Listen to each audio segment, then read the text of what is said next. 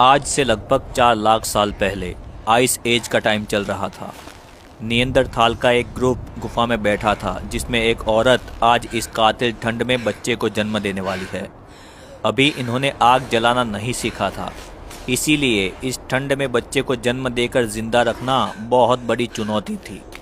Temperature -30 से -50 degree Celsius तक पहुंच जाता था।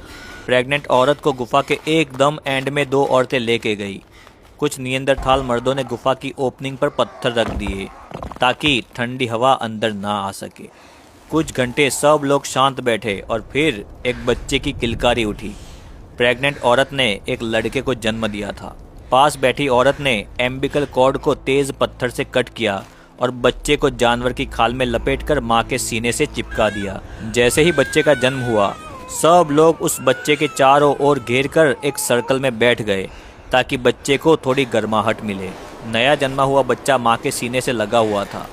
जानवरों की मोटी चमड़ी उसके छोटे शरीर पर लपेटी गई थी, लेकिन फिर भी उसका जिस्म बर्फ जैसा ठंडा होता जा रहा था। बच्चा कभी हल्की सी आवाज़ निकालता, कभी बिल्कुल शांत हो जाता। माँ की सांसें तेज़ थी। उसकी आंखें बार बार बच्चे के चेहरे पर टिक जाती थी, जैसे वो उसे सिर्फ अपनी नज़रों से ज़िंदा रखना चाहती हो। गुफा के बाहर हवा और भी ज़्यादा गुस्से में थी। पत्थरों के बीच से सीटी जैसी आवाज़ें आती, जैसे ठंड खुद गुफा के अंदर घुसकर इस नई जिंदगी को चुनौती दे रही हो। ग्रुप के आदमी गुफा के मुंह पर खड़े थे, झुककर कंधे सिकोड़े हुए। उनके लंबे बाल और घनी दाढ़ी पर बर्फ जम रही थी। कोई बोल नहीं रहा था। सब जानते थे आज रात सबसे भारी है।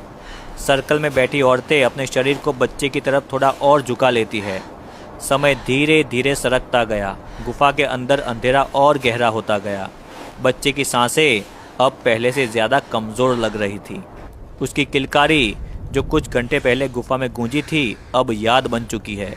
माँ ने बच्चे को और ज़ोर से अपने सीने से चिपकाया, जैसे वो अपनी जान उस बच्चे के अंदर डालना चाहती हो। एक बूढ़ी औरत आगे आई, जिसके बाल सफ़ेद और आंखें गहरी थी। उसने बच्चे के छोटे से चेहरे को देखा और फिर माँ की आंखों में झांका। कुछ कहने की ज़रूरत नहीं थी। माँ समझ चुकी थी कि ठंड जीत गई है। सुबह होने से पहले जब गुफा के बाहर आसमान हल्का नीला हुआ, बच्चे की सांस बिल्कुल रुक गई थी। कोई चीखा नहीं, कोई ज़ोर ज़ोर से रोने की आवाज़ नहीं, सिर्फ एक भारी खामोशी। ग्रुप के लोग उठ खड़े हुए।